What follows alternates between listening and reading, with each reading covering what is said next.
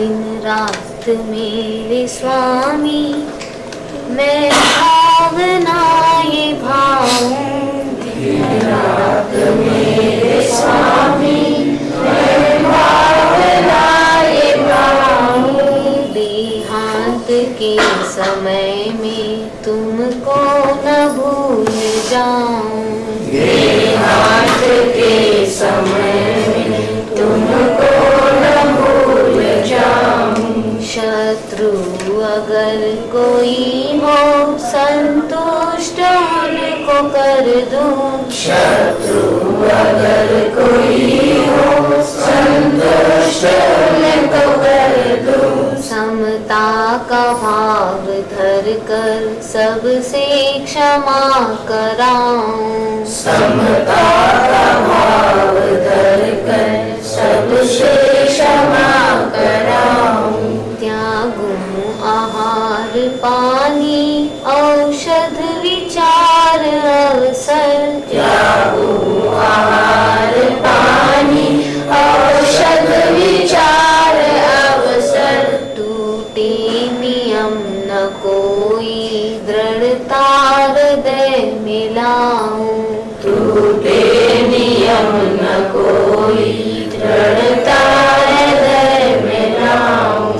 जागे नहीं कषाय नहीं वेदना सतावे। जागे नहीं कषाय नहीं वेदना सतावे। तुमसे ही लौ लगी हो दूर ध्यान को भगाऊं। तुमसे ही लौ लगी हो दूर ध्यान को भगाऊं। आत्म स्वरूप अथवा आराधना विचारूं। आत्म स्वरूप अथवा आराधना विचारूं। अरिहंत सिद्ध साधु रटना यही लगाऊं। अरिहंत सिद्ध साधु रटना यही लगाऊं। धर्मात्मा निकट हो चर्चा धर्म सुनावे। धर्मात्मा निकट हो चर्चा धर्म सुनावे। वो सावधान रखेगा गाफिल न होने पाऊं। वो सावधान रखे गाफिल न होने पाऊं। जीने की हो न वांछा मरने की हो न ख्वाहिश। जीने की हो न वांछा मरने की हो न ख्वाहिश। परिवार मित्र जन से मैं मोह को हटाऊं। परिवार मित्र जन से मैं मोह को हटाऊं। भोगे जो भोग पहले उनका न होवे सुमिरन। भोगे जो भोग पहले उनका न होवे सुमिरन। मैं राज्य संपदाया पद इंद्र का न चाहूं। मैं राज्य संप्रदाया पद इंद्र का न चाहूं। रत्नत्रय का पालन हो अंत में समाधि। रत्नत्रय का पालन हो अंत में समाधि। शिव राम प्रार्थना यह जीवन सफल बनाऊं। शिव राम प्रार्थना यह जीवन सफल बनाऊं। दिन रात मेरे स्वामी मैं भावनाएं भाऊं। दिन रात मेरे स्वामी मैं भावनाएं भाऊं। देहांत के समय में तुमको न भूल जाऊं। देहांत के समय में तुमको न भूल जाऊं। देहांत के समय में तुमको जाऊं। देहांत के समय में तो न भूल जाऊं।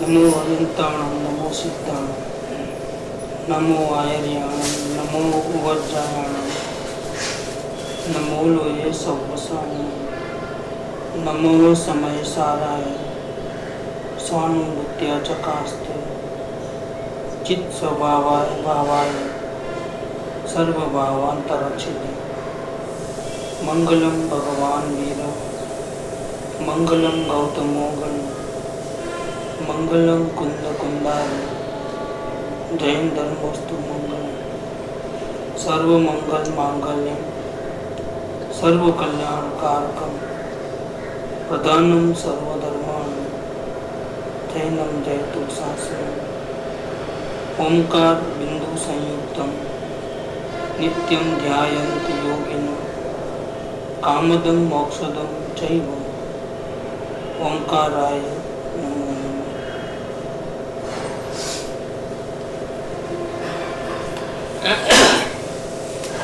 श्रीमद् राजचंद्र वचनामृत पत्र नंबर 108।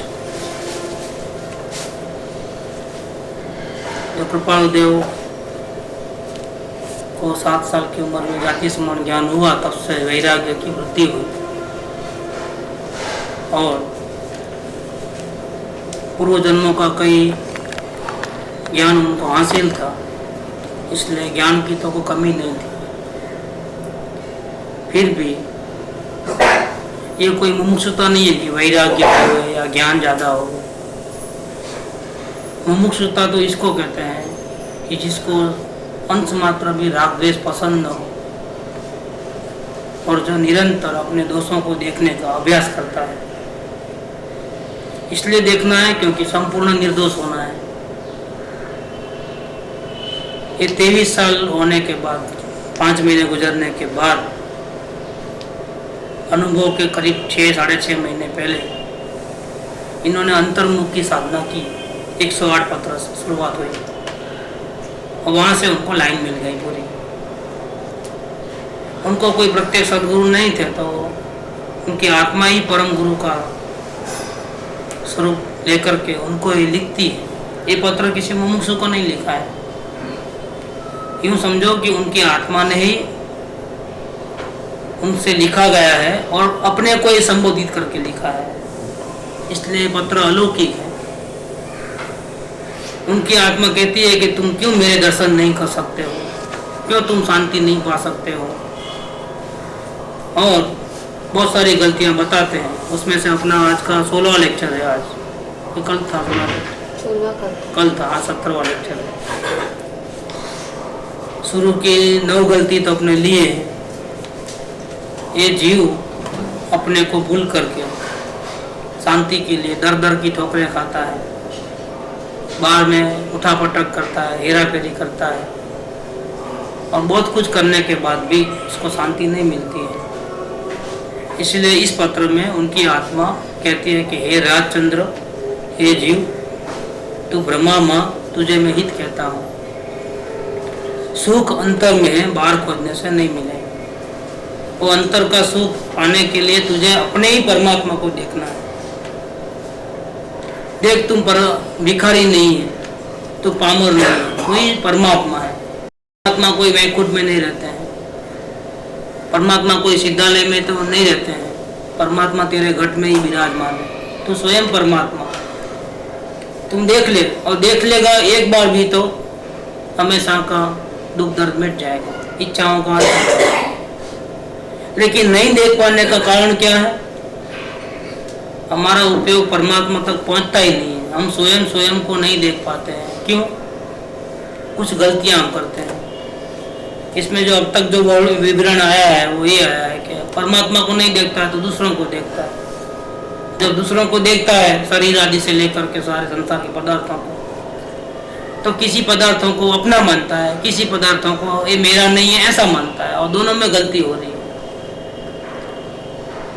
इसके अलावा भविष्य के ऐसा करूँगा, वैसा करूँगा, ऐसा नहीं करूँगा, ऐसे कल्पना करता है, इसमें वर्तमान बिगाड़ लेता है। या फिर भूतकाल के जो गलतियाँ हो गई है उसका अफसोस को याद कर करके अफसोस करता है, रोते रहता है और इसमें भी अपना वर्तमान बिगाड़ लेता है। या वर्तमान में कुछ काम करना चाहता है लेकिन ढेर सारी कंडीशन है कि मैं फ्री हो जाऊं तो, शरीर अच्छा रहे तो, मेरे को ज्ञान नहीं है तो पहले सुन लूं, समझ लूं बाद में, ऐसा करके बहुत से आग्रह रखता है कि मुझे तो आत्मकल्याण करना है लेकिन ये प्रॉब्लम है नहीं, वो प्रॉब्लम है नहीं, ये सब सुधर जाएंगे इसके बाद। तो ये आग्रह रख करके कि पहले वो जिम्मेदारी निभाना है, मेरी ड्यूटीज है, वो है करके कुछ न कुछ आग्रह रख करके वर्तमान में भी कार्य नहीं करता है। इसके अलावा ये 5 गलती हुई, मेरा तेरा, भविष्य, भूतकाल और वर्तमान का आग्रह।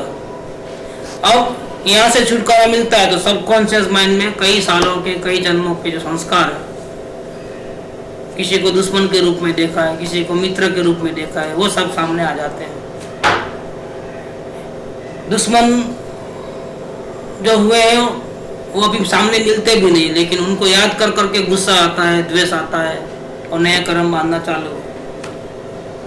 15 साल पहले, 10 साल पहले किसी ने धोखा दिया था, वो याद करके अभी राग द्वेष कर रहा है इसके प्रति। किसी ने अच्छा किया था तो उसके प्रति प्रेम करके उसको याद करता है, उसके लिए रोता है कि वो कहाँ होंगे, क्या होंगे, ऐसा करके प्रेम कर लेता है। ये हुई 6 नंबर और 7 नंबर गलती।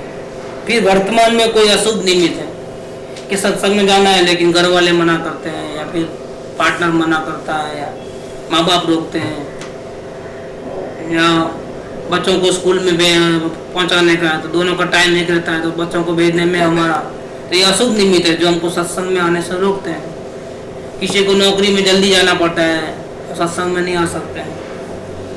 ये बहुत सारे प्रॉब्लम, ये सब अशुभ निमित्त वर्तमान के। और वर्तमान के कुछ सहायक निमित्त है, जैसे सदगुरु है, साधर्मी है, या घर में भी कोई रोक टोक नहीं है किसी प्रकार की, सब प्रकार की सुविधा है, या दुकान के आदमी अच्छे हैं कि वो अच्छा संभाल लेते हैं तो हमको फिक्र कम रहती है। ये हेल्पफुल जो होते हैं ये सब शुभ निमित्त है।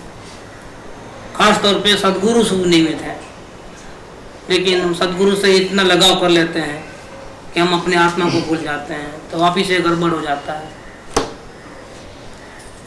कहीं फंसना नहीं है। तो ये 8 नंबर और 9 नंबर गलती, क्योंकि कोई वर्तमान में अशुभ निमित्त नहीं है और कोई वर्तमान में शुभ निमित्त नहीं है। असल में अपने परमात्मा को देखने के लिए निमित्त की कोई जरूरत ही नहीं है, थर्ड पार्टी। हम हैं, हमारा ज्ञान है, हमारे ज्ञान को अंतर्मुख करो तो ज्ञान मिल जाता है। सूर्य को देखने के लिए उसकी किरण ही काफी है, पृथ्वी की जरूरत नहीं है, हवा पानी खुराक की कोई जरूरत नहीं है। किरण के माध्यम से, वो किरण कहाँ से आई ऐसा करके लक्ष्य करे तो सूर्य को देख लेते हैं। एक किरण काफी है, वो किरण, वो ज्ञान, वो हमारे पास है। ये जो जानना हो रहा है वो किसकी किरण है? वो आत्मा की तो किरण है। आंख थोड़ी देखती है, कान थोड़ा सुनते हैं, अंदर में आत्मा है जो ज्ञान स्वरूप, उसकी किरणें हैं कि जो आंख के माध्यम से देखती है, कान के माध्यम से सुनती है। बस वो एक किरण तो हमारे पास है, हमको किसी की जरूरत नहीं है परमात्मा को देखने के लिए। कुछ सुनना समझना ये सब, आखिर सुनने समझने के बाद भी वापिस वही किरण का सहारा लेकर के अंदर में देखना पड़ेगा, फिर टाइम वेस्ट क्यों? अभी अपने अंतर्मुख कर ले अपने आप। नजर जो बाहर घूमती है उधर उधर, उसको अंदर में रखें, और जहां से वो नजर, दृष्टि निकल रही है, जानने की जो शक्तियां कार्य कर रही है, वो शक्ति को देखें। तो जहां वो शक्ति है वहीं परमेश्वर है। एक किरण के माध्यम से हम परमात्मा को देख सकते हैं। और किसी का सहारा लिया, गुरु का भी सहारा लिया कि नहीं मेरे को डर लगता है, आप साथ में चलो, तो नहीं होगा।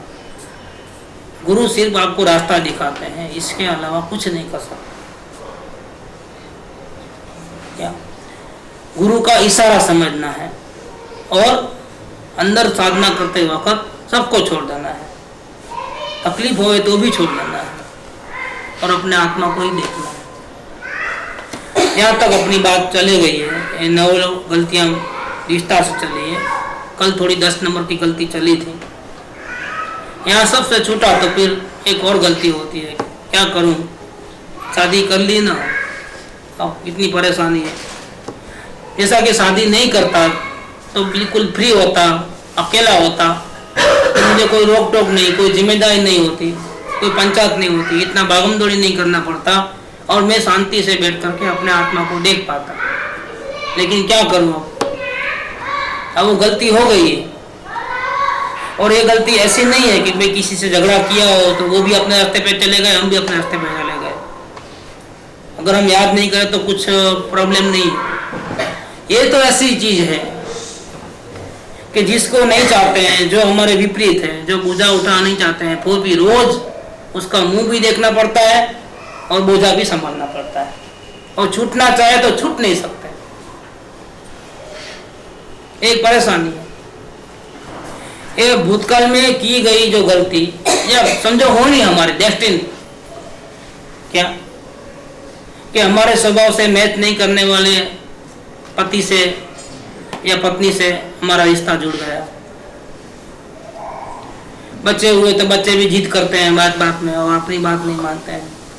ये क्या हो गया, अब उनसे छोड़ भी नहीं सकते और सहन भी नहीं कर सकते। ये गलतियां पूरी, और फिर सबका बोझा तो उठाना ही है, और बोझा उठाने में हमारा टाइम जाता है और हमारी आत्मसाधना नहीं होती है। ऐसा भी होता है, ऐसा लगता है कि जैसे सब हमारे को रोक रहे हैं चारों ओर से, और हमको आत्मा में जाना है लेकिन कोई जाने देता नहीं। तो इसका पूरा रिजल्ट कहाँ पे आता है कि अगर मैंने शादी नहीं की होती ना तो सब अच्छा हो जाता। ये शादी की गलती की, लेकिन मैं बोलता हूँ कई ब्रह्मचारी को मैं बताता हूँ कि ब्रह्मचर्य लेने के बाद भी उनको आत्मज्ञान नहीं हुआ है। कई शास्त्र पाठियों को बताता हूँ कि जिन्होंने शास्त्र तो बहुत पढ़ा है लेकिन उनको आत्मज्ञान अभी भी नहीं हुआ है, वो भी बेचारे दुखी है। ये फेवरेबल कंडीशन की भीख क्यों मांगते हो? नरक जैसी अवस्था में भी तुम अपने आत्मा को देख सकते हो। इसीलिए कृपाउदय को उनकी आत्मा कहती है कि तुम कंडीशन छोड़ दे सब, तुम परमात्मा को जैसी भी हालत बाहर की है बाहर की बाहर में रहने दे, और तुम स्ट्रेट फॉरवर्ड अंदर जा सकते हो, अपने परमात्मा को देख सकते हो।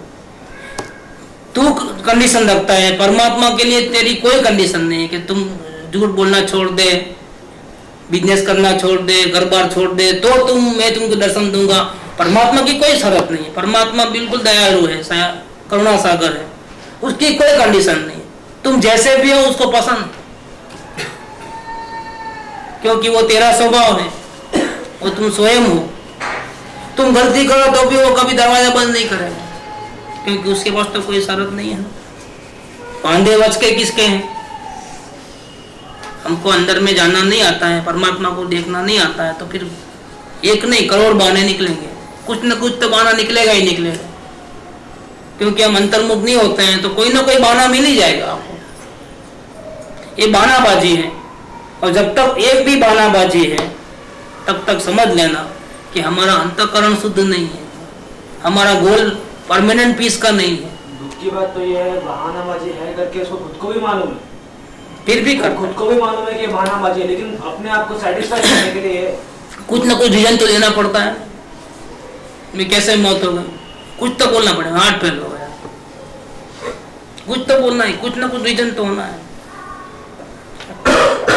बिल्कुल चंगे हो और चले जावे तो जरा शौक लगता है, तो फिर भी उसको तो बोलना ही पड़ता है कि नहीं बराबर था लेकिन हार्ट फेल हो गया, या फिर आयुष्य खत्म हो गया।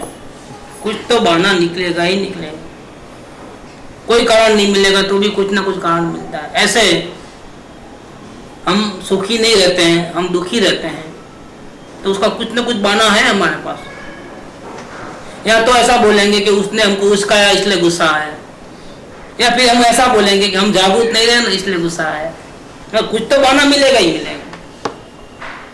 ऐसी चीज तो बहुत है, कुछ भी घटना घटती है तो उसका कुछ ना कुछ रीजन तो हम देने में, इतने तो हमारी बुद्धि है कि रीजन कोई ना कोई देने में माहिर है। थोड़े तो ये भी रीजन देते कि उस समय में हमारे को शायद गुस्सा आने का था, होगा हाँ, वो क्रमबद्ध पे छोड़ देते, तो हमारे नसीब में ऐसा था, उस टाइम में गुस्सा ही आने वाला था। आप क्या करें, हमारे नसीब में अशांति लिखी है, हमारे भाग्य ऐसे फूटे हैं, तो क्या करें? कुछ ना कुछ मिलेगा, ये अभी नेक्स्ट 11 नंबर में आएगा वो, कि हमारे नसीब ऐसे हैं, क्या करें। मतलब हर हाल में अपनी वो गलती कबूल नहीं करना है कि मैं अपने को भूल रहा हूं हर वक्त। Basic thing. गलती क्या है? स्वयं को अपने में नहीं अनुभव करना, वही एक गलती है और कोई गलती नहीं है। बाहर की विपदा कोई विपदा नहीं है, बाहर की संपदा कोई संपदा नहीं है। चैतन्य में हूं, इसका विस्मरण वही विपदा है, और मैं ही चैतन्य हूं, जागती ज्योत हूं, स्वयं परमात्मा हूं, इसका स्मरण वही संपदा है, वही सुख का कारण है। जीव सुखी कैसे होता है, जीव दुखी कैसे होता है? अपने को भूलता है तो दुखी होता है, अपने को याद करे तो सुखी है। सुख दुख का इतना हिसाब है, 2 और 2 4 जैसी बात है। लेकिन देखो पिछले 24 घंटे को कितनी बार अपने आत्मा को देखा है, कितनी बार देखने का विचार संकल्प किया है। बात इतनी सी है। और 10 फूल्स की बात में क्या गलती थी? बहुत बड़ी गलती थी। गिनती करना नहीं आता था। गिनती करना आता था, 1 से 9 तक कैसे गिना? सब आता है, सब मालूम है। और गलती देखे तो कोई बड़ी गलती थी नहीं, लेकिन फिर भी ऐसी बड़ी गलती है। सेम ऐसी गलती अनंत काल से हम करते आए हैं, जन्म जन्मांतर से करते आए हैं। ये तो भला हो सदगुरु का, हमको उनका कांटेक्ट हुआ और मैं आत्मा हूं ऐसा हमको समझ आई, नहीं तो हमको कहाँ पता था कि हम आत्मा। हम तो देवचंद भाई, हम संसारी हैं, गृहस्थ हैं, व्यापारी हैं, शरीर वाले हैं, रागद्वेष वाले हैं। हम शुद्ध बुद्ध चैतन्य गण हैं, उसका पता भी तो सदगुरु की कृपा है। इसलिए बेंसी सही बोलते हैं कि आत्मा शब्द बोलता सीखा तो पण गुरुदेव ने हमको क्या कहाँ मालूम था कि हम आत्मा हैं। इतने जिंदगी के साल गुजर गए, पता ही नहीं चला कि मैं भगवान आत्मा हूँ। दुखी आत्मा हूँ यहाँ तक समझ में आता है, लेकिन मैं ही परमेश्वर हूँ और मेरे में दुख नाम की कोई चीज नहीं है, ये तो बहुत मुश्किल है। कैसे माने जब बाहर में तो परमात्मा का वेश नहीं है, शरीर है और राग द्वेष है, सब कुछ है, उठा पटक है, हेरा फेरी है। अब हम परमात्मा बन जाएंगे तब हम मानेंगे कि हम परमात्मा है क्या? अभी से कैसे माने? ये क्या है? हम बाहर के ऊपरी वेश को देखते हैं, भीतर देखने की हमारे को कला नहीं आती। तुम जब देखो तब और जिस क्षेत्र में देखो तब अंदर नजर करते ही तुमको ऐसा अनुभव होगा कि मैं ही सिद्ध परमात्मा हूं।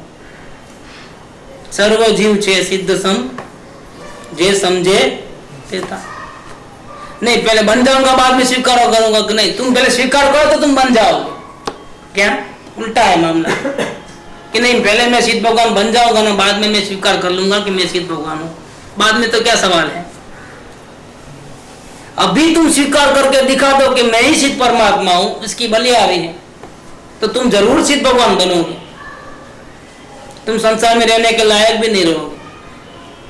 और यही मुक्ति का द्वार है कि हम अभी ऐसा स्वीकार कर लेवे अंतर्मुख दृष्टि से, अपने आप को पहचान कर, अनुभव कर कि मैं अभी वर्तमान में ही शरीर से भिन्न, रागादि कई भावों से भिन्न और अपनी क्षण क्षण बदलने वाली अवस्था से भिन्न, शाश्वत रहने वाली परम ज्योति, परम सुखधाम हूं।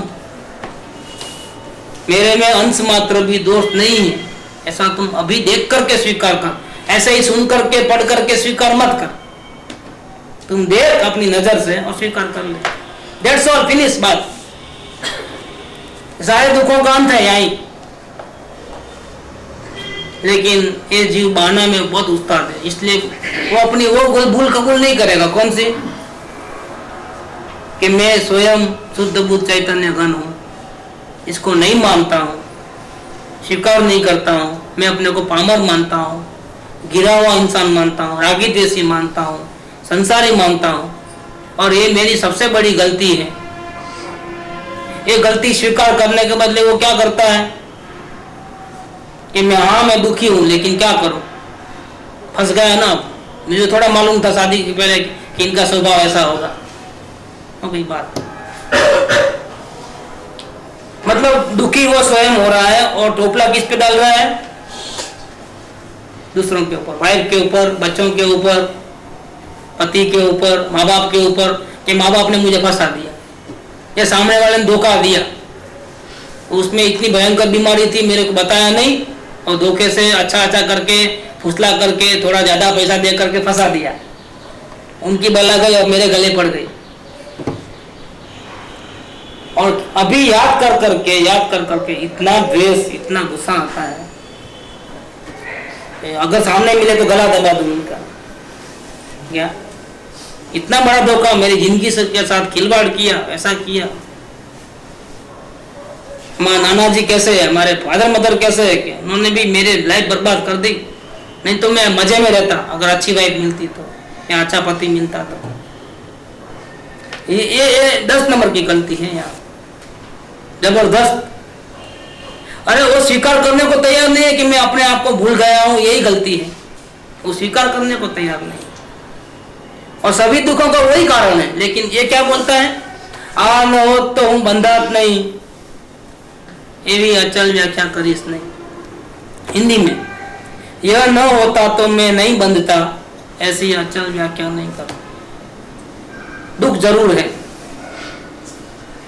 बंधन जरूर है, अशांति जरूर है, लेकिन इसका कारण ये नहीं है, इसमें है पेज नंबर में नहीं, इसका कारण ये नहीं है कि हमने वो शादी कर ली या कोई गलत डिसीजन ले लिया, गलत पार्टनरशिप कर ली थी, गलत जगह पैसे फंसा दिए, गलत भरोसा किसी पे कर लिया, ये इसका कारण नहीं है। बंधन का, दुख का कारण ये है कि हम अपने आप को भूल गए, लेकिन वो स्वीकार करने को तैयार नहीं। वो कैसे स्वीकार करेगा? अंदर देखेगा तब ना, तब मालूम होगा ना कि मेरे को कुछ भी नहीं हुआ है, मैं अभी वर्तमान में ही परमेश्वर हूं, मुझे रत्ती पर भी आंच नहीं आई है, लेकिन वो तो देखेगा तो पता चलेगा ना, अभी कैसे पता चलेगा? इसलिए सदगुरु ये बोलते हैं कि भैया तुम सब काम छोड़ दे, 1000 लाख करोड़ काम छोड़ दे, अगर तुझे परमानेंट सुखी होना है तो सबसे पहले तुम अपने परमात्मा को देख लो। क्या? नहीं तो तुम जितने क्वेश्चन करते हो ना, सब कल्पना के क्वेश्चन है। कल बताया था ना दृष्टांत, खटिया कहाँ उड़ रही है, तेरे प्रश्न सब ऐसे ही है। क्या? ऐसा क्यों, वैसा क्यों, फलाना क्यों, दिकड़ा क्यों? तुम जानना चाहते हो, तुम इन्वेस्टिगेशन करना चाहते हो और ज्यादा दुखी हो जाओ। ऐसा क्यों हो रहा है मेरे साथ? मैं सही चल रहा था, फिर सामने से पत्थर को किसी ने क्यों मार दिया? क्या? कोई पत्थर मारे तो देख लेना, किसी को झगड़ा करने की वृत्ति होती है। देखो मैं तो किसी को कुछ नहीं बोला, सब चुपचाप जा रहा था। क्या? सामने से धड़ बोल के एक पत्थर आया और यहाँ खून निकलना शुरू हो गया। अब क्या करो? कितना गुस्सा आता है? कौन था ये? ऐसा फेंकते क्या? ऐसा करते क्या? कहीं गए और कोई बस में से जाकर ऊपर से थूकता है और थूक सीधे अपने सर पे, क्या होता है? क्या होता है? कर तो सकते नहीं, कुछ कर सकते कुछ? बस के पीछे भागोगे, उसको पकड़ोगे, क्या करोगे? लेकिन करोगे आप, फिर भी क्या करोगे? गुस्सा करोगे, 2-4 गालियां दे दोगे, और क्या करोगे? अगर सामने दिखे तो क्या करोगे? अगर हाथ में आ गया तो क्या करोगे? तो 2-4 झापट भी लगा लो, ठीक है? मतलब कुछ गलती तो हुई ना, अपना वो नहीं देखेगा कि गलती कैसे हुई, क्यों हुई। लेकिन अगर अपने परमात्मा को देखोगे तो, अगर उसका भान होता तो क्या होगा? क्या हुआ है? कुछ भी नहीं हुआ। अपने किए हुए बोए हुए फल का एक एंट्री आई, हमको गुस्सा करके नई एंट्री करना है, माइनस पॉइंट बढ़ाना है, समता भाव में रहना है। ज्ञानी का रिएक्शन क्या होता है और अज्ञानी का क्या होता है? इस स्वरूप को जानने से बहुत से प्रॉब्लम सॉल्व हो जाते हैं कि मेरा क्या बिगड़ा है। हाँ, इसका बिगड़ा है सर का, उसको धोना पड़ेगा, साफ करना पड़ेगा, लेकिन मेरा क्या बिगड़ा है? मैं तो अभी भी पवित्र हूँ ना, पूर्ण पवित्र हूँ, मुझे इतना दुखी होने की क्या जरूरत है? इस शरीर में अपनापन नहीं होता है तो ऐसा होता है, और शरीर में हूं ऐसा होता है तो जैसा कि मैं ही खराब हो गया, एक थूक गिरने से जैसा मैं ही खराब हो गया। इसमें और एक भी रहता, एक तो शरीर के ऊपर अपना पन नहीं, थूक भी चला लिया तो भी अब 4 जने देख लेना कि आपके ऊपर कोई थूक दिया, तो अब रिएक्शन देना जरूरी हो जाता है। नहीं देंगे तो पागल समझेंगे ना लोग। आप खड़े रह के 2-4 गाली नहीं दिए तो अपने आप में गिल्ट महसूस करते हैं क्योंकि सबके नजर में हम गिर गए, देखो लल्लू राम कुछ करता नहीं क्या, अगर मैं होता तो ऐसा कर लेता, मैं होता तो वो कर लेता, नहीं कर लेता, तुम भी भैया कुछ नहीं कर सकते, उस वजह से भी रिएक्शन कर दो। दिखावा करने के भी नहीं करना पड़ना, लाल करना पड़ता है, तमाचा मार कर लाल एकदम कुछ भी नहीं है, थन थन गोपाल है देव में, लेकिन ऐसा तमाचा मार करके लाल लाल करके टमाटे जैसा मुंह रख करके बैठना पड़ता है।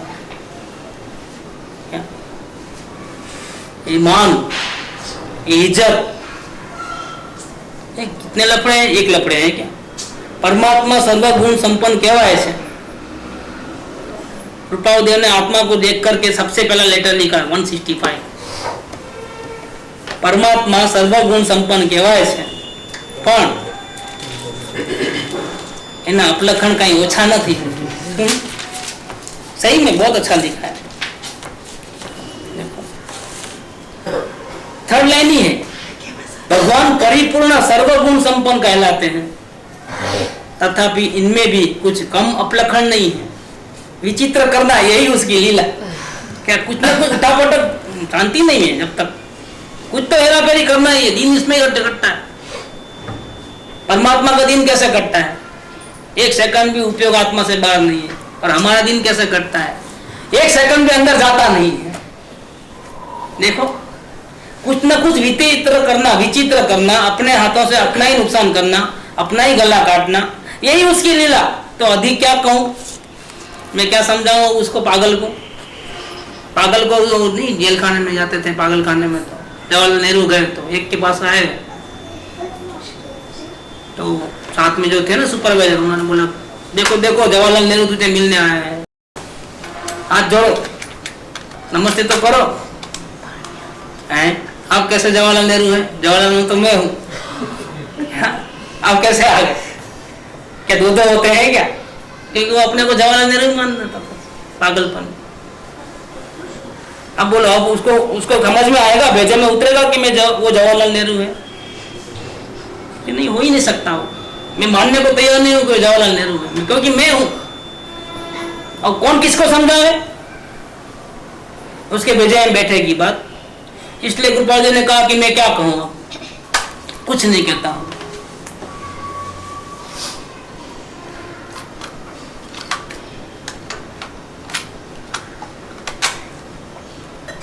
तो यह न होता तो मैं नहीं बंधता, ऐसी अचल व्याख्या न कर। कुछ रीजनिंग तो है, ताली एक हाथ से नहीं बजती है, 2 हाथ से बजती है। कोई ना कोई घटना घटती है तब निमित्त अवश्य होता है। जब आपको गुस्सा आता है तो कुछ ऐसी घटना घटी है बाहर में कि जिसके कारण वो निमित्त बनता है और आप उपादान में गुस्सा करते हो। ऐसा नहीं कहते कि निमित्त नहीं है, निमित्त जरूर है, लेकिन हम कहते हैं कि जो कुछ भी नई गलती करते हो उसकी 100% जिम्मेदारी किसकी है? निमित्त की है कि उपादान की है? अगर कोई गाली देवे तो आप चुप भी रह सकते हो क्या? आप उसके ऊपर क्रोध भी कर सकते हो, आप उसको क्षमा भी कर सकते हो, ये हुई रिएक्शन वाली बात। और आप ऐसे भी रह सकते हो कि न गुस्सा आवे न क्षमा भाव हो, ऐसा भी हो सकता है।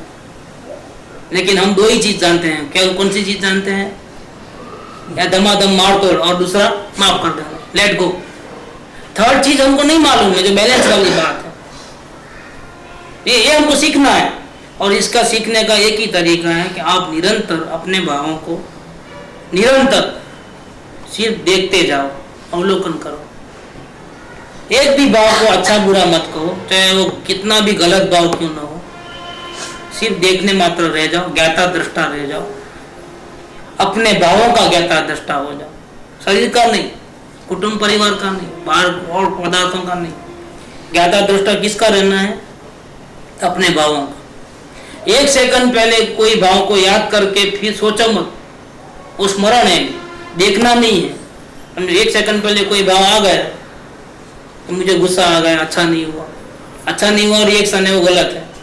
और 1 सेकंड पहले का जो याद करके बोलता है वो तो स्मरण है, वो अवलोकन नहीं है। अवलोकन किसको बोलते हैं? अभी इसी वक्त मन में जो फिल्म चल रही है उसको उसी वक्त सिर्फ देखना, without reaction, without expectation, without questioning why. आपका काम देखना देखना देखना, इसका नाम अवलोकन। ये साधना करो, देखो क्या चमत्कार होता है, क्योंकि ये रियल साधना है और इससे आपको फायदा 100% होने का है। आप कभी फेल नहीं हो सकते इस मार्ग में। ऐसी साधना करने वाले 100 में से 100 को, सबको 100 मार्क मिले हैं, एक को भी 99 नहीं मिलता है, कोई फेल भी होता नहीं अगर साधना सही हुई तो। जिन जिन ने साधना की है उन्होंने अपने परमात्मा पद को पाया है, देखा है।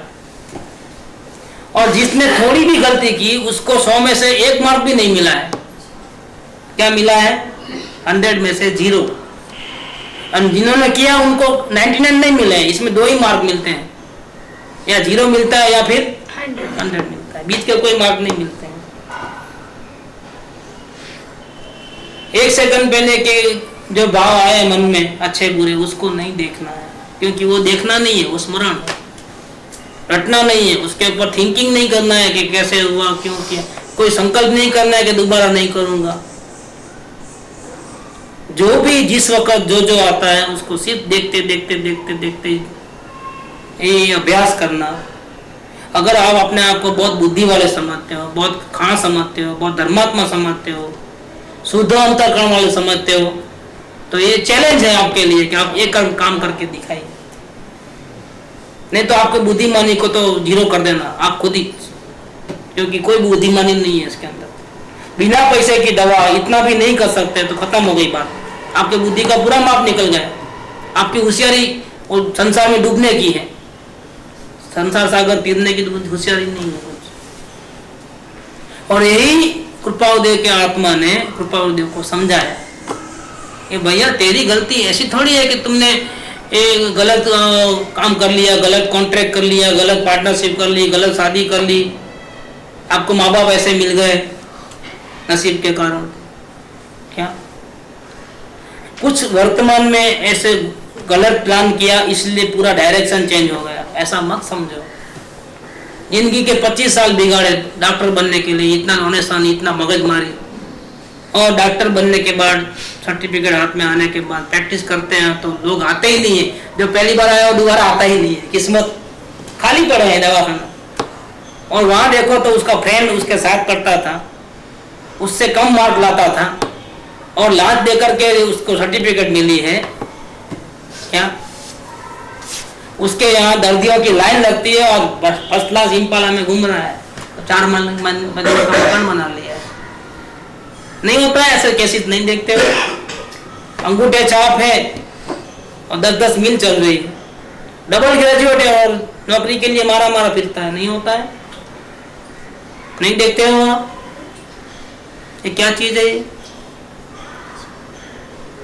जब ऐसा देखते हैं ना तब हमको ऐसा लगता है कि हमने जिंदगी का चुनाव करने में गलत कर दिया काम। हमको डॉक्टरी नहीं लेना था, हमको क्या लेना था? इससे अच्छा इंजीनियर बनते तो कुछ ना कुछ कर लेते थे। क्या या कहीं तो भी नौकरी करते हैं तो आज तक हमारे पास थोड़ा बहुत बैंक बैलेंस होता है, बेकार का ऐसा नहीं अफसोस होता है। मैं दुखी हूं क्योंकि हमने कोई गलत डिसीजन ले लिया, खलास, अब रोते रहो जिंदगी पर। और यही वजह है कि हम दुखी रहते हैं और हम परमात्मा को देखने का काम नहीं करते हैं और दुख में दिन बिताते हैं। अफसोस अफसोस, जिंदगी में निराशा, डिप्रेशन, हताशा, क्या क्या की। अब वो जिंदगी के वो दिन तो वापस नहीं आएंगे, आएंगे क्या? जो पढ़ाई की और जो उस टाइम में लाइन सिलेक्ट करके, वो दिन तो वापस आने वाले नहीं है। अब रोके क्या फायदा है? एक तो ये बात है, ये 9 नंबर की गलती। अब 10 नंबर की गलती बोलते नहीं, 10 नंबर की गलती यही थी, अब 11 नंबर की गलती। पूर्व कर्म बलवान है, इसीलिए ये सब प्रसंग मिल गए, ऐसा एकांतिक ग्रहण न कर। कुछ संयोग हम खुद डिसाइड करते हैं कि हमको पार्टनरशिप करना है या शादी करना है या फिर ये कॉन्ट्रैक्ट करना है, ये बिजनेस करना है, ये नहीं ये लाइन में जाना है, ये तो हम डिसाइड करते हैं। तो उसमें 10 नंबर की गलती कि आ न हो तो बंदा नहीं। कुछ ऐसे सिचुएशन है कि जो हमारे हाथ में नहीं होते हैं, जैसे माँ बाप का चॉइस हमारे हाथ में नहीं है, बच्चों का चॉइस हमारे हाथ में नहीं है। हमने सोचा ही नहीं था कि बच्चा बीमार पैदा होगा, सोचा था? कभी कल्पना भी की थी? लेकिन पैदा होते ही न जाने कितना खर्चा, कितनी मारम पिटी, कितना भागम दौड़ी उसकी जान बचाने के लिए, क्या और कितना तकलीफ होती थी उसको देख देख के कितना दिल रोता था कि उसका चेहरा ठीक नहीं है, उसका ये ठीक नहीं है, उसका हार्ट वीक है, उसके हाथ में होल है, कि देख के देखना ही पड़ता है, नहीं देखोगे तो कैसा, आपका ही बेटा है और ये आपके हाथ में तो था नहीं। तब क्या करोगे आप? अब आप दुखी तो हो रहे हो, मारे डॉक्टरों के पीछे तो घूम रहे हो, ठीक। अब इसका दुख का कारण क्या है? क्योंकि आपने तो कोई चॉइस नहीं की थी इस प्रकार की, सोचा भी नहीं था। किस पे डालोगे? हाँ, कुछ नहीं दिखा तो आखिर कुछ तो है हमारे पास कारण देने के लिए। क्या कारण है? मेरे नसीब खोटे हैं, क्या बोलेगा? कुछ तो मिलेगा। मतलब हम तो बिल्कुल सलामत हैं, हमारी एक भी गलती नहीं है। हम अगर दुखी है वर्तमान में, अब इसमें बोलो हम हमारा क्या दोष है, बताइए। जो हम रास्ते से जा रहे हैं और बस में से कोई ठुका तो उसकी गलती, ये तो मानते हैं, ठीक। लेकिन चलते चलते कहीं ठेस लग गई और गिर पड़े और खून निकला, अब इसमें किसका दोष है? पत्थर को मारोगे, उससे झगड़ा करो, गालियां दोगे, क्या करोगे? इसमें क्या करोगे बताइए आप? ये क्या है? अचानक कभी चाय नहीं पिया, तंबाकू नहीं खाया, कुछ भी नहीं, गलत चीज नहीं लिए कभी भी, बिल्कुल सात्विक भोजन लिए, फिर भी हार्ट नहीं सुधर रहा है, हार्ट की कंडीशन खराब होती जा रही है। क्या करोगे? लड़ोगे इसके साथ, गालियां दोगे, क्या करोगे? ये क्या है? फिर भी हमारे पास एक रीजन है, हम इसलिए दुखी हो रहे हैं क्योंकि हमारे नसीब खोटे हैं और हमारे को ऐसा पीड़ा है, हमारा हार्ट अच्छा काम नहीं करता है, हमारी किडनी फेल होते गई, हमारे लीवर में कुछ प्रॉब्लम है, हमारे आँख कमजोर हो गई है, दिखता नहीं, हमारे कान में कुछ प्रॉब्लम है कि हमारा सुन नहीं सकते। अब क्या करें कि उसको दिखाया, उसको दिखाया, उधर भागा, इधर भागा, लेकिन सब डॉक्टरों ने हाथ नीचे कर दिए। तब भी हमारे पास एक रीजन है, सामने कोई नहीं दिखता है तो डालो किसके ऊपर? पूर्व कर्म के ऊपर। अब मजे में रहो शांति से। मगर हमारे सहनशीलता का आधार,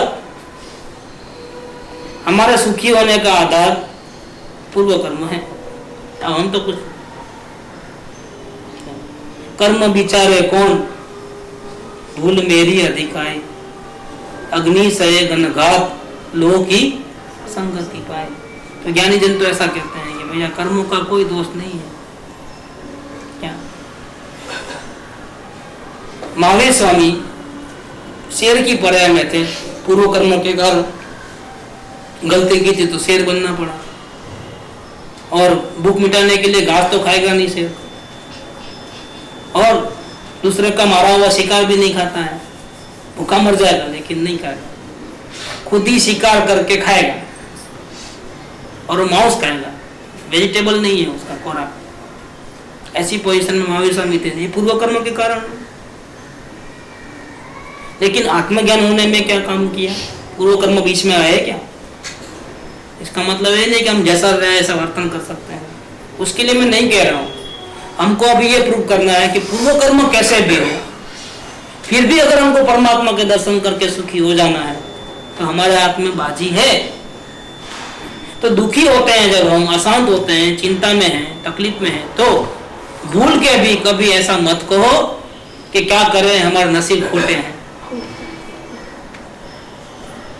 नसीब खोटे हैं तो भी आप सुखी हो सकते हो। झोपड़ी में रहने वालों को भी आत्मज्ञान हो सकता है, तिर्यंस को भी आत्मज्ञान हो सकता है। नरक में रावण और लक्ष्मण को आत्मज्ञान हुआ है, नरक में, क्योंकि पूर्व कर्म तो बहुत खतरनाक है, वर्तमान कंडीशन भी बहुत खतरनाक है, लेकिन वहां पर भी आत्मज्ञान हो सकता है। हमको ऐसा कौन सा तकलीफ है? तमे અને અમે કાંઈ દુખી નથી, કૃપાવડે के वचन। જે દુઃખ છે તે પાંડવોના 14 વર્ષના વનવાસનો એક દિવસ પણ નથી, 5 પાંડવોના 13 વર્ષના વનવાસનો એક ઘડી પણ નથી, અને ગસુકુમારના ધ્યાનની એક પલ પણ નથી। क्या दुख है हमारे? लेकिन फिर भी नाश न आवे आंगन टेढ़ा, कहीं ना कहीं तो गलती डालेंगे और हम बिल्कुल आसानी से अपनी गलतियों को से छुटकारा ले लेंगे। अब हमारे हाथ में कुछ नहीं है, आत्मा का देखना, सुखी होना। क्यों? अभी हमारे हाथ में बाजी नहीं है। क्यों? एक तो हमने कोई जीवन में कोई गलत डिसीजन ले लिया, किसी से गलत पार्टनरशिप कर ली, अब वो खत्म हो गया, वो दिन गुजर गए, वो धोखा खा लिया, सब हो गया। एक तो ये 10 और गलती। और दूसरा, अगर ऐसा भी नहीं किया है तो माँ बाप ऐसे मिले, हमारे भाई ऐसे मिले, हमको ऐसा हुआ, हमारा नसीब खोटे हैं। हम सोच समझ के किया था तो भी प्लान उल्टा हो गया। हमने कुछ पैसे लगाए थे और एक के डबल 3 बल हो गए शेयर में, हम फिर हमको लोभ जागा और रेट तो बढ़ते आते थे, तो क्या किया हमने? कर्जा करके भी, दुकान बेच के भी वो पैसा भी लगा दिया, क्योंकि काम किसको करना है? बिना मेहनत के मिलता है। और फिर हमारा नसीब इतने खोटे कि हर्षद मेहता ने गड़बड़ कर दी। क्या कि हमारे तो गए, क्या हमारा जमीन जायदाद भी गई, लेकिन ऊपर से फिर भी कर्जा भी रहेगा। अब क्या बोलोगे इसके लिए? हमारी बुद्धि तो अच्छी थी और प्लान तो बहुत अच्छा, वेल प्लान था, नहीं था? वेल प्लान नहीं था ये? कई लोग, हमारे बाजू वाला करोड़पति बन गया, हमारे बाजू वाला भी करोड़पति बन गया, लेकिन हम करोड़पति हो गए। अब क्या करोगे बताइए आप? ऐसे बहुत से, अभी यही हमारा दुख का कारण है, क्योंकि हमारे नसीब खोटे हैं। बिल्कुल गलत। चाहे जितने नसीब खोटे हो तो भी आप परमात्मा को पा सकते हो और हमेशा के लिए सुखी हो सकते हो। देखो ये कृपालुडे का आत्मा उनको क्या समझा रहा है, देखना। हे राजचंद्र, तुम ऐसा गलत डिसीजन मत लो। निदान गलत करोगे तो उपाय भी गलत होगा। क्या क्या करें? हमको माँ बाप अच्छे नहीं मिले, कोई बोलता है कि क्या करें, बच्चे अच्छे नहीं हैं, और रोज का रोना धोना है कि आज का एक दिन का है। जब तक जिंदा रहेंगे तब तक यही हम द्वेष करेंगे अपने बच्चों से कि हमने इतना पाला पोसा, 9 महीना पेट में रखा, पढ़ाया लिखाया, सब बहादी बादी करके दी, सब उनका हर चीज का हमने, वो पेशाब करता था, पथारी भीग जाती थी, तो हम क्या करते थे? उसको हमारी पथारी पे सुलाते थे, हम भीगी हुई पथारी पे सोते थे। इतना हमने उसको चाहा, प्यार किया,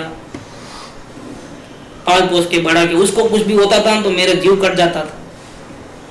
क्या कहीं घूमने नहीं आते थे, कहीं पिक्चर नहीं आते थे, क्योंकि फिर रोएगा तो संभालेगा कौन घर पे? इतना हमने बलिदान दिया हमारे बच्चों के लिए, और आज देखो बच्चे क्या कर रहे हैं हमारे साथ। इंसान नहीं है वो, क्यों? कौन है वो? नहीं, फिर कर्ज भी देते हैं। इससे तो अच्छा है कि पत्थरा पैदा होता। नहीं, कर्ज नहीं देते हैं, दुखी होकर के कोसते हैं। और वहां बच्चे भी कम नहीं है। हमारी माँ ने इतना सब करा, वो नहीं देखते हैं। क्या उन्होंने ऐसा गाली क्यों दी, उन्होंने ऐसा आग्रह क्यों रखा? हमारे से पॉसिबल नहीं, हम नहीं कर सकते। हम दो, हमारे दो, बाकी सबको वृद्धाश्रम भेज। क्या क्या आजकल यही जमाना है, हम दो, हमारे दो, और बाकी सबको क्या भेजो? वृद्धाश्रम में भेजो। ये इंसानियत कहाँ गई? इंसानियत, धर्म तो कहाँ है? इंसानियत भी नहीं बची। माँ बाप दारी पड़ते हैं। एक बाप अपने 4 संतानों को संभाल लेता है, लेकिन एक 4 संतान में से एक भी अपने बाप को संभाल नहीं सकता है। क्या संसार के रूप हैं जो देखने को मिल सकते हैं अपने को। क्या करें? ऐसे बहुत से केसेस हैं, नजर करोगे तो बहुत कुछ निकलेगा, बहुत कुछ सीखने का है। लेकिन जब इतने सारे दुखों का अंत कहाँ होगा? क्या बच्चे गलत है इसलिए दुखी है? कि माँ बाप गलत है इसलिए दुखी है? संयोग अच्छे नहीं है इसलिए दुखी है? क्या तकलीफ क्या है बताइए? दुख का कारण क्या है? क्या को हम दुखी हैं? निदान करो सही। निदान गलत तो उपाय भी गलत, और निदान सही तो उपाय भी सही। और निदान ये है, कृपालुदय का आत्मा कहता है कि भैया वो गलती नहीं है, तुम ऐसा गलत डिसीजन नहीं लेना कि तुम इसलिए दुखी हो क्योंकि तुमने जीवन में गलत डिसीजन लिए, 10 नंबर की गलती, या क्योंकि तेरे नसीब खोटे थे, पूर्व कर्म बहुत बलवान है इसलिए तुम दुखी हो। नहीं, ये दोनों तुम रीजन करते हो, ये दोनों गलत निदान है, सही निदान नहीं है। उनका आत्मा कहता है कि नहीं नहीं, तुम इसलिए दुखी नहीं हो, कुछ दुख जरूर है तेरे को, लेकिन इसका कारण ये नहीं है। इसलिए अब वापिस पढ़ता हूं 10 नंबर और 11 नंबर।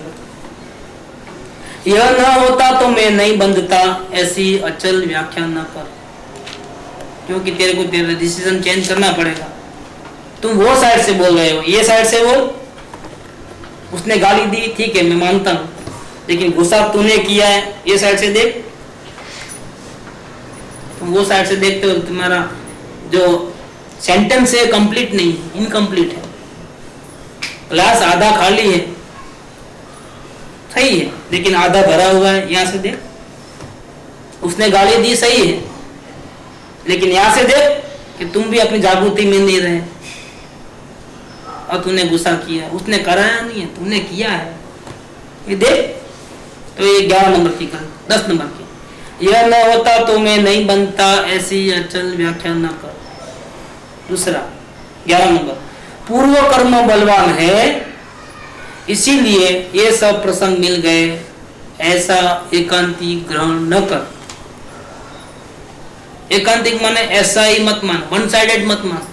है पूर्व कर्म, इसलिए माँ बाप ऐसे मिले, संयोग ऐसे मिले, तुम सही प्लान करते हो फिर भी फेल हो जाता है। मैं मानता हूं इस चीज को, कर्म नहीं है, निमित्त नहीं है, ऐसा नहीं है सब कुछ। गोमट साहब के 2 कांड है, एक जीव कांड और एक कर्म कांड। लंबाते जाते फिर टूटता, तभी मालूम होता है कि मैं कहाँ। पहले से याद नहीं करते हैं अपने परमात्मा को।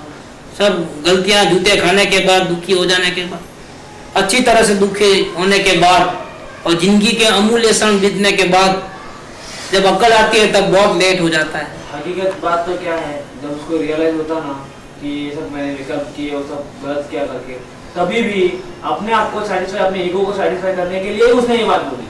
तभी भी उसके अंतर से रियलाइज नहीं हुआ उसको, तभी भी अपने ईगो को सेटिस्फाई करने के लिए बात। सही बात है, जो सुना है समझा है वो रिपीट करता है। अगर सही समझे हो तो अंतर्मुख होकर के अभी का अभी परमात्मा को देख, बिल्कुल यही आएगी आपके बात। अभी तो 11 नंबर तक पहुंचे, ये 108 की क्या तारीफ कर रहे हैं? क्या वर्ष है क्या? मेरे को कल ऐसा भाव आ गया था, 108 सबको पढ़ना है, जो जो दिल में आए वो लिखना है डायरी में। इसकी जितनी महिमा कर सकते हो, जितना सोच सकते हो, एक एक पॉइंट ध्यान दे करके। ये 16 पॉइंट, पूरा तो क्या पढ़ोगे, ये 16 पॉइंट पढ़ करके देखा, दिमाग में बिठा। आज 70वां लेक्चर है इसके ऊपर। इसके पहले 97 में 1.5 साल चला, एक ही लेटर है। क्या कितनी महिमा करना है इसको, क्योंकि ये कहां से आई है बात? ये परमेश्वर से आई हुई बात है। कौन है परमेश्वर? आत्मा ही परमेश्वर। ये कृपालुदय ने नहीं लिखी है। कृपालुदय को तो अभी उस टाइम में आत्मा का ज्ञान भी नहीं हुआ था, वो मुक्त दशा में था। लेकिन कृपालुदय का आत्मा है वैसा ही हमारा आत्मा है, और वैसे ही भगवान है, वैसे ही हरियंत है। तो वहां से जो बात निकली है ना, वो हरियंत से कम नहीं है, और दिव्य ध्वनि के ही अंश है पूरे, जो भी अंश है। अपन सोनगढ़ में देखे ना, स्वद्रव्य रक्षक त्वरा थीता स्वद्रव्य धारक तोराती था, ऐसे कृपालु देव ने 16 साल की उम्र में जो पॉइंट लिखे हैं वो गुरुदेव को इतने पसंद थे कि गुरुदेव ने अपने स्वाध्याय मंदिर में उसको लिख करके रखा है। अपने वीडियो कैसेट निकालेंगे उसमें है। इतना ही नहीं, लिख करके तो कोई भी रखता हो पढ़ता, रोज सुबह डेली पढ़ना 10 बोल का, रोज का नियम जिंदगी भर का। इसके अलावा इसके ऊपर उन्होंने अद्भुत प्रवचन किए और इतना ही नहीं, ये प्रवचन इतने अच्छे आए कि गुरुदेव को बोलना पड़ा कि ये प्रवचन ऐसे आए हैं कि छपाने जैसे हैं। अपनी तारीफ कोई करता है लेकिन नहीं, कृपावड़े के 10 बोल के ऊपर गुरुदेव ने जो प्रवचन किया उनको खुद को ऐसा आश्चर्यचकित हो गए कि उन्होंने ऐसा फरमान निकाला, ऐसी भावना व्यक्त की कि ये प्रवचन ऐसे अलौकिक आए हैं कि छपाने जैसे हैं। रोज सवाल मानता था। उनका तो डेली रूटीन था, सुबह 4 बजे से 5 बजे के बीच में जो 175 पॉइंट्स जो शास्त्रों के याद करते थे उसमें कृपावड़े के 10 बोल थे। लेकिन मैं ये कहना चाहता हूँ, मेरा पॉइंट ये है कि कृपावड़े ने जब लिखा था तब उनको आत्मज्ञान नहीं था। क्या वो मुमुक्ष दशा में थे? तो फिर ये वचन किसके हैं? मुमुक्षु के हैं, ज्ञानी के हैं, किसके हैं? ये वचन जो है आत्मा में से निकले हुए वचन, इसलिए उसकी इतनी कीमत है। ये जो अरिहंत भगवान की आत्मा में से जो वचन निकलते हैं वैसे ही वचन कृपावड़े के आत्मा में से निकले थे, इसलिए गुरुदेव को बहुत पसंद है। या इसका हिंदी कॉपी भी होगा, लेक्चर की भी कॉपी होगी, गुजराती में तो है ही है मेरे पास। कि इसके ऊपर जो बोल गुरुदेव ने दिए, प्रवचन दिए बड़े बड़े, क्या वो सब अपने पास रिकॉर्ड मौजूद है। इसकी टैप भी चाहिए तो मौजूद है। लेकिन मैं बोलना चाहता हूँ कि ये 108 हो या वो 10 बोल हो, ये अंतरात्मा में से निकली हुई बात है, इसलिए उसकी बहुत वैल्यू है। भगवान की वाणी में और इसमें कोई अंतर नहीं है। आज अपने 2 बातें लिया कि जीव दुखी होता है, उसका निदान गलत करता है। 10 नंबर की गलती में क्या है? यह न होता तो मैं नहीं बनता, ऐसा मानता है। और 11वें नंबर में क्या करता है? पूर्व कर्म बलवान है, इसलिए ये सब गलत उल्टा सुल्टा हो रहा है, ऐसा एकांती ग्रहण न कर। ऐसे 2 ये बातें हैं। कल जो बात निकलेगी, आज 10 और 11 हुई ना, 12, 13, 14, 15, 16, अभी और 5, कितने 11 हो गए ना, 12, 13, 14, 15, 16, अभी 5 हैं। देखेंगे हम आगे क्या निकलेगा, कल की बात कर रहे हैं।